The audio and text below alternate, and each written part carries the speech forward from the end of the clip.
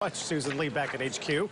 Jason, I'll throw this to you first. I mean, obviously, big ambitions, as Susan said, but also a very long time horizon. What do you do with some of these projections?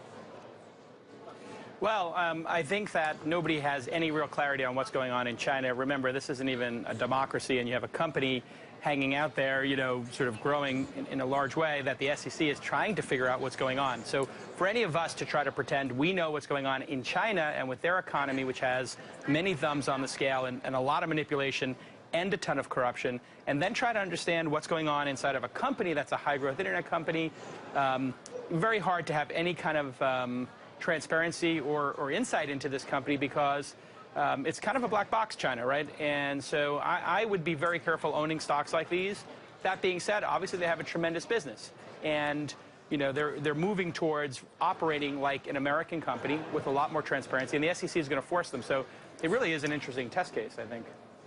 Jason, though, I mean, obviously there's a cultural barrier, there's a language barrier, there's a currency barrier for New York and U.S. investors to understand this company. But if they're willing to lay out that specific guidance, 48% revenue growth year over year in 2017, and more transparency about the company, is that enough to make you feel confident or at least comfortable?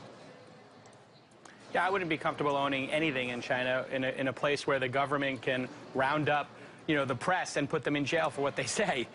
So yeah, no, I wouldn't feel comfortable owning the stock. I wouldn't feel comfortable operating in China. It's a very challenged environment. You have to be a high-risk investor. I would be very careful owning the stock. I would own it only under, you know, a small percentage of your overall diversified portfolio. I think the question is, who's going to stop them, right? I mean, Amazon has not done well in China. You've got some domestic competitors like JD.com, but you've also got this growing middle class and a Chinese government that we know is emphasizing domestic consumption. They don't want to just be exporters. They want their economy to sort of be self-perpetuating. So, I mean, is Alibaba a play on that? Well, it's hard for me to construct scenarios where as long as they don't implode somehow, they don't do reasonably well. You know, even if they face competition from some of the likes of JD, as long as JD doesn't kill them, which nobody thinks is going to happen, they have a pretty nice wind at their back. All right. I was sorry. I was waiting for Jason's response, but we can move on to... Yeah, yeah. Go ahead, Jason. It's very tough for any analyst to understand what's going on in China, and the big fear and loathing, you know, in every boardroom and in every investor meeting is what's going on in China, and is that the shoe that's going to drop? We have a lot of people very concerned about the economy right now, and when I ask people what are your top concerns, number one is always China and the Chinese economy. So that's why you get this kind of reticence from any analyst or anybody in the know to comment on China, because we just don't know, and we all expect that that's going to be the black swan. Yeah, I think your analogy of a riddle wrapped in an enigma makes sense to a lot of viewers. Jason, we want to get your thoughts on Microsoft and LinkedIn. On Twitter, you called it a brilliant power move for Nadella. You want to delve into that one?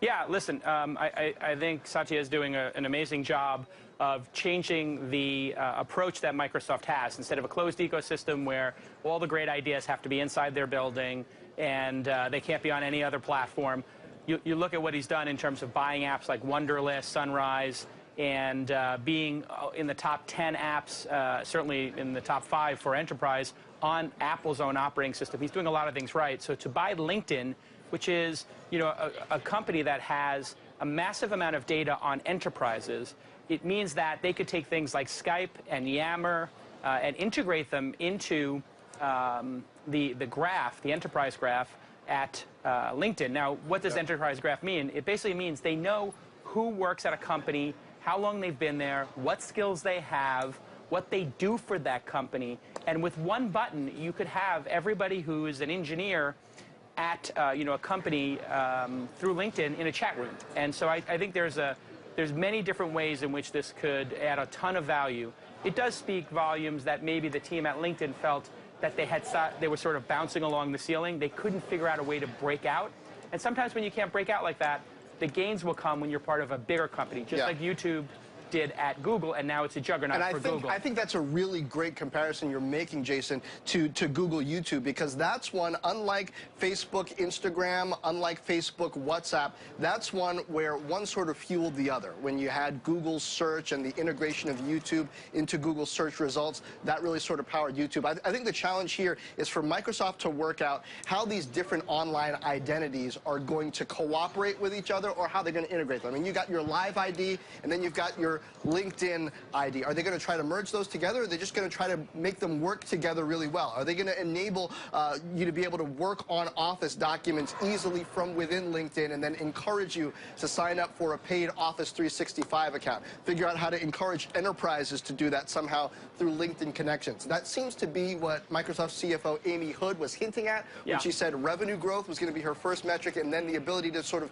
create ancillary benefits one side for the other in this deal. It's a great point about their namespace. So what that means is the graph, when you log in with Facebook into all these third-party services, LinkedIn actually has that service too. So if you have a LinkedIn account, you can log into other accounts.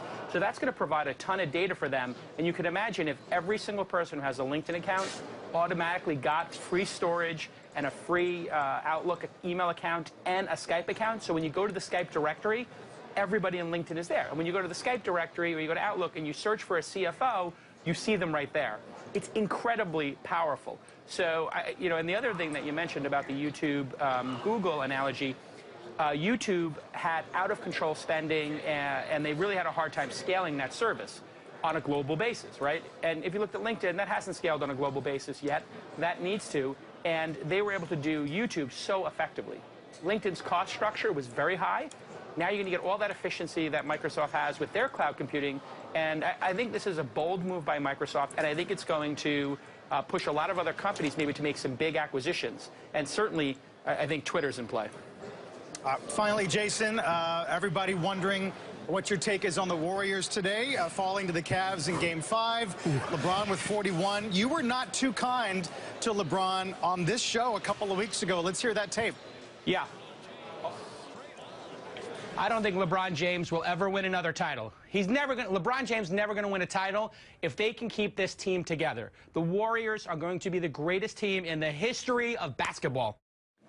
A viewer writes in, hey, Carl, ask that Golden State loudmouth where his Golden State gear is. Very good. I actually have a meeting with Microsoft after this. That's why I didn't have the shirt on. But listen, number one, they took out Draymond. LeBron, being the crybaby he is, complained to the league and the National LeBron Association. He's doubling down. Suspended Draymond. We would have won last night if we didn't have Draymond. And then the big man in the middle who's got many, many blocks this series, Andrew Bogut, went down. Our thoughts are with him. He's a true warrior in every sense of the word, no pun intended. Yeah, when we get our guys back, we're going to demolish them in Game 6. LeBron will be 2-5 in his finals appearances, and his legacy will be winning one less title than Dwayne Wade. All right, so in 6, not 7, you're sure about that? It's going to be 6. All right. It's going to be 6. They're going to win it in Cleveland, and LeBron's going to cry about every call. Jason, thank you. Jason Calacanis, thanks for joining us as always. Kayla? Meanwhile, some investors are